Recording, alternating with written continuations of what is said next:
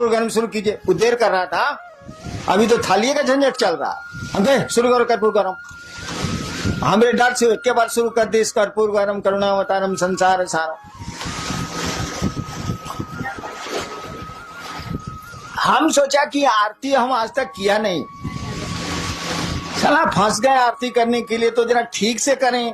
अब यहाँ से देवघर गाड़ी चला रहे हैं, चलाते तो मैं नहीं हूँ, मोटरसाइकिल में चलाता तो नहीं हूँ, लेकिन अब लाचारी है चलाने की, तब ठीक से चलाएंगे तो गड्ढा में गिर जाएंगे। हमने आरती शुरू की, तो आरती कीजिएगा तो उस देवता का को याद करिएगा ना भाई साहब। मैंने महादेव को याद किया। अब इसके बाद झूठी कहानी शुरू होती है, सच नहीं मानिएगा। कहानियां अमूमन झूठी होती हैं, यहां तक सच। जैसे मैंने, अब झूठी कहानी शुरू हुई, जैसे मैंने महादेव को याद किया, मेरा टाका भिड़ गया महादेव से, कनेक्शन भिड़ गया। हम सोचा कि कनेक्शन जब भिड़िए गया तब आरती कौन सी करना है, बतिया लेते हैं। ये भाई जो आदमी कभी नहीं भेटाता है, आज किसी कारण से भेटा गया तो चहेट देना है साले को, फिर भेटाएगा नहीं। तो जैसे महादेव से मेरा संपर्क हुआ, हम तो भूला गए कि आरती कर रहे हैं। जब उधर ध्यान चला गया तो आरती गए भूल हम।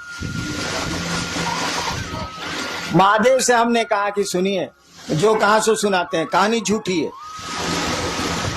मैंने कहा कि सुनिए, ये जो आवाज गूंज उठ रही है ना, हरा भोला भोला भोला हरा हरा हो रहा था, खत्म हो रहा था, लेकिन अभी आरती होगी तब ना बंद होगा।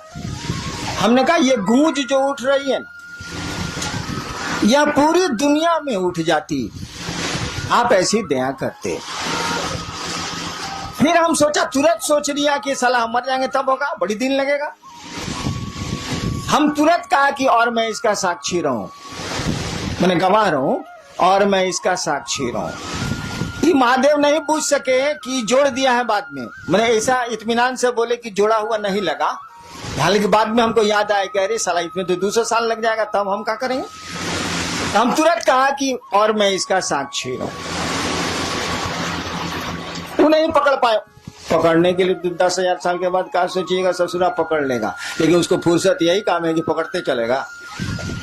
पकड़ने के लिए तो शिव 10,000 साल के बाद आप क्या सोचेंगे शिव जानते हैं, लेकिन उसको दूसरा काम धाम नहीं है। हम लोग क्या सोचते हैं, वही सोचते रहता है। चला हम तो सोच भी नहीं करते हैं कि आप क्या सोचते हैं। तो महादेव को फुर्सत है कि सोचता है कि हैनान का सोच रहा है। साला एक इतना अरब आदमी है, दूसरे ग्रहों पर भी आदमी है, का सोच रहा है। महादेव सोचेगा तो उसका अकिल फट नहीं जाएगा, सोच भी नहीं करता।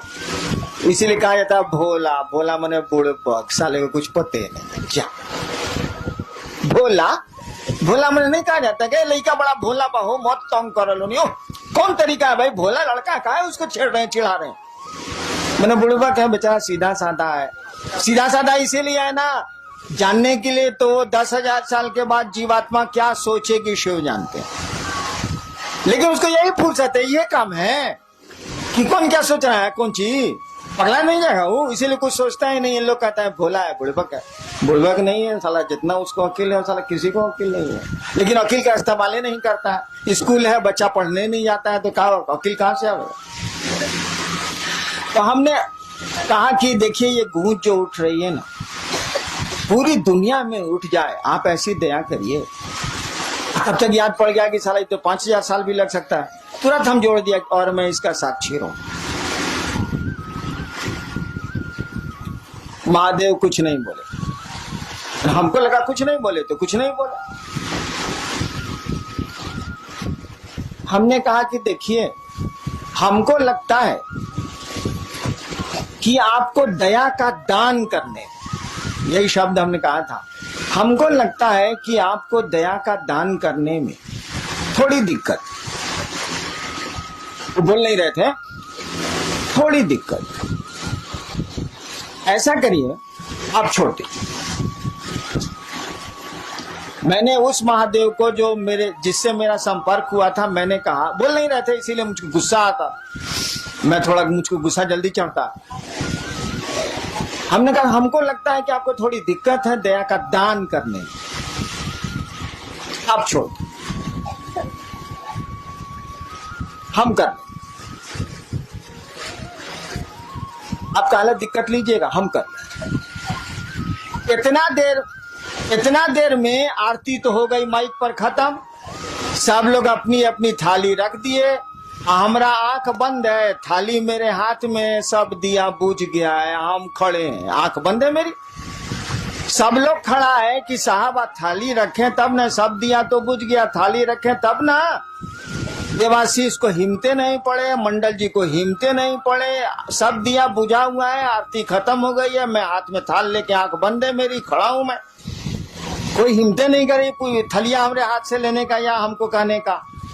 मेरे बड़े लड़के ने मेरी थाली को पकड़ लिया, उनका कहना था कि आपकी थाली भारी थी और कांप रही थी, तो दिमाग उधर था तो थाली, शरीर काम नहीं कर रहा तो थलिया कांप रही थी, तो थाली गिर नहीं जाए मेरे हाथ से, तो मेरे बड़े लड़के ने हाथ बढ़ा के थलिया को पकड़ लिया, जैसे थाली पकड़ी मेरी आंख खुल गई। देखिए अब हमने क्या कहा उसकी व्याख्या सुनिए। महादेव से तो इतना ही कहा इसीलिए, लेकिन हमने कहा इसीलिए कुछ सोच के कहा हुआ। हमने कहा कि आपको दया का दान करने में थोड़ी दिक्कत है, छोड़ दीजिए, हम कर लेंगे। क्यों मैंने ऐसा कहा? अरे बाबूजी खेत नहीं जोतेंगे तो हम छोड़ देंगे। अगर मेरे पिता खेती नहीं करेंगे और मेरी जमीन पड़ती रहेगी तो मैं छोड़ दूंगा कि करूंगा? महादेव दया नहीं करेंगे, उनको मेरे गुरु हैं, उनसे मेरा अपना संबंध है, वो दया नहीं करेंगे तो हमको पात्रता है कि नहीं, हमको शक्ति है कि नहीं, मैं और काम कर सकता हूं तो शिव का कार्य क्यों नहीं कर सकता? क्या जरूरत है आपके दया की? रखिए अपने पास आप। मैंने कहा कि आपको लगता है कि थोड़ी दिक्कत है, आप छोड़ दीजिए, मैं कर लूंगा। और मेरे मन में उनके सामने जो बोले नहीं आप, मेरे उनके सामने जो मेरे मन में व्याख्या आई यही थी कि मैं आपका चेला हूं और आपको कोई अधिकार नहीं हमको चेला की कुर्सी से हटा देने का, और जब तक अधिकार नहीं है और जब तक मैं चेला हूं मुझको शक्ति है।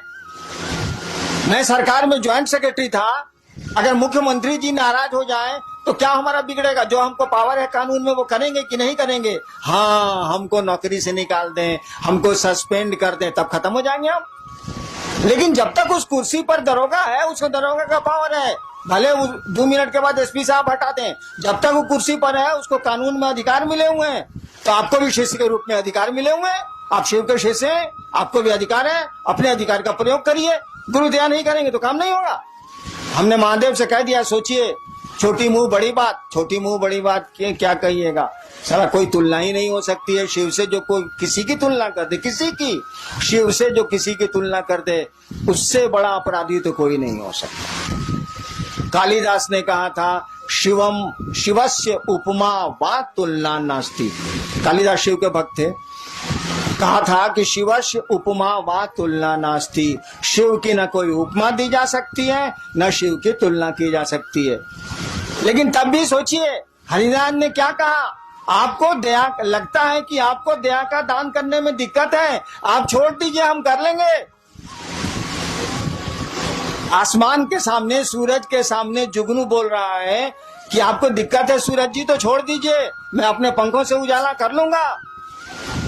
क्यों ऐसा कहा गया? इसीलिए कहा गया कि भैया हम आपके शिष्य हैं तो हमको पावर है ना, और आपको हटाने का पावर नहीं है। शिव किसी को अपने शिष्य से हटा नहीं सकते। जैसे हटा देंगे कि मेरा शिष्य नहीं है, लोग कहेगा कि जगत गुरु हैं, लेकिन फूलन महतो को छोड़कर, अगर उसका नाम फूलन महतो हो तो लोग कहेंगे जगत गुरु है, लेकिन फूलन महतो को छोड़ के तो साले जगत गुरु रहते नहीं करेंगे।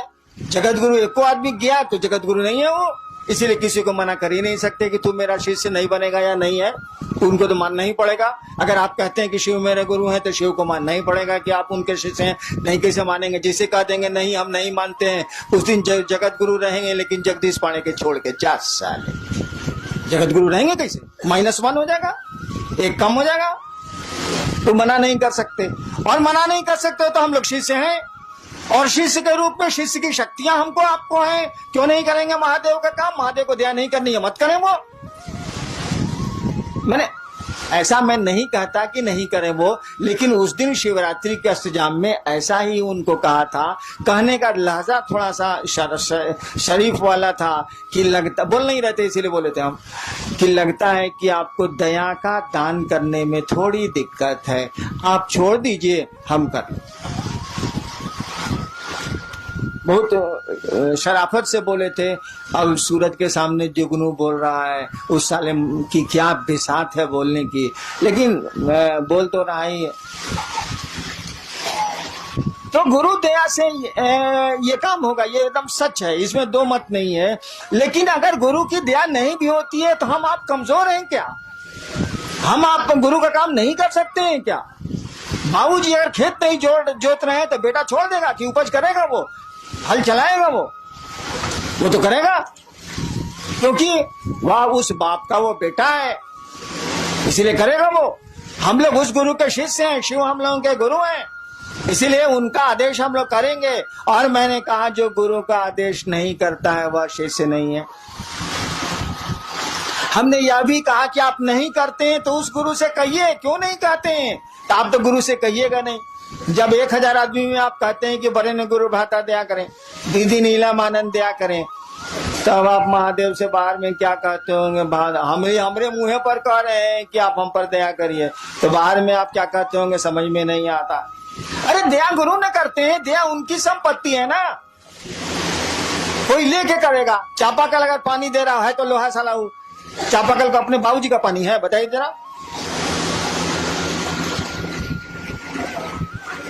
बोरिंग चल रहा है, पूरा लोहा है कि नहीं? ऐसा पानी है बोरिंग में अपना? जमीने का ना पानी है भैया। वो चापाकल दे या कुआं दे या बोरिंग मशीन दे, कोई दे, जमीने का ना पानी देगा। अरे ससुरा हमू दया करेंगे तो महादेव की न दया करेंगे, उन्हीं से न लेके चापाकल साला पानी आ देगा। अपने में तो लोहा है साला, इसको अपना पानी कहाँ है? तो क्यों नहीं शिव से आप दया मांगते हैं? वो दया करते हैं। हमको तो छोड़ दीजिए, हमको तो लाचारी है दया करने की, मैं क्या कर सकता हूँ? मेरी तो फुलवारी ही है, तो मैं क्या करूं? मेरे तो लोग आप लोग मेरे आदमी ही हैं, तो मैं मुझसे दया क्यों मांगते हैं? उस शिव से मांगिए ना मिलजुल के। हम पर तो आपका पूरा अधिकार है, नहीं भी मांगिएगा तब भी आपको मिलेगा, मांगिएगा तब भी मिलेगा, नहीं मांगिएगा तब भी मिलेगा। हरिनाम जाएंगे बच्चों कहाँ से? हम ही तो शुरू किया है भैया। जितने भी फूल खिल रहे हैं शिव शिष्यता के, मेरी ही बागवानी के फूल हैं। उन फूलों की सुरक्षा, उन फूलों का बढ़ाना वो तो मेरा अपना है, उसमें हम क्या कर सकते हैं? वो हमसे मांगिए या नहीं मानिए, हम तो हैं ही आपके साथ, हमेशा रहेंगे आपके साथ। शरीर में है तो भी रहेंगे, शरीर के बाद भी रहेंगे। और हम चाहते हैं कि आपके साथ वो महादेव रहे, वो आपका गुरु रहे। दान लीजिए, ज्ञान भी लीजिए। उनसे बड़ा दानी नहीं, उनसे बड़ा ज्ञानी नहीं, दोनों काम करिए। दान का तभी उपयोग हो सकता है जब ज्ञान हो, और नहीं तो दान का कोई उपयोग नहीं है। सुना है ना कि सुपुत्र होगा तो कहला धान इकट्ठा कर रहे हैं भाई साहब, और कुपुत्र होगा तो कहला धन इकट्ठा कर रहे हैं भाई साहब। कुछ समझ में नहीं आ रहा। कहा जाता है ना, हो ही सुपुत्र क्या धन संचय, हो ही कुपुत्र क्या धन संचय। अगर बढ़िया बेटा निकल गया तो कहला संपत्ति इकट्ठा कर रहे हूं, कर लेगा। और खराब बेटा निकल गया तो कहला संपत्ति इकट्ठा कर रहे हैं, लुटा देगा, नष्ट कर देगा, खत्म कर देगा। हो ही सुपुत्र तो का धन संचय, हो ही कुपुत्र तो का धन संचय। समझ का खेला, ज्ञान का खेला, और कुछ नहीं। सुपुत्र का मानी क्या? ज्ञानवान। कुपुत्र का मानी उसको समझ नहीं है। तो गुरु ज्ञान देते हैं, और आपके गुरु शिव हैं, ज्ञान उन्हीं के पास है, दान उन्हीं के पास है, सब कुछ वही रखते हैं। ज्ञान मांग लीजिए तो दान मांगने का वकील भी आ जाएगा, इसे वकीलो नहीं है। ज्ञान मांग लीजिएगा तो दान मांगने की बुद्धि भी, समझ भी आ जाएगी। एगो लड़का के बियाह बरतुहार आई रहे, होखे वाला ससुर पूछलस की बियाह में का ले बउआ, कहलस की रेडियो ले, रेडियो। उसका साथी पढ़ता था बाहर, वो तो देहाते में रह गया था, वो टीवी जानबे नहीं किया। पीछे से उसका साथिया खोस रहा है कि रे टीवी बोलना, टीवी आजकल तो एलईडी तक आ गया है रे साला, बोलना रे साला, एलसीडी एलईडी बोलना रे साला।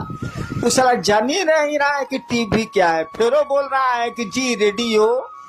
तो दान तो उसी का न मांगिएगा जिसको आप जानते हैं। जिसको जानते ही नहीं है, समझते ही नहीं है, उसका मांगिएगा कहाँ से भाई साहब।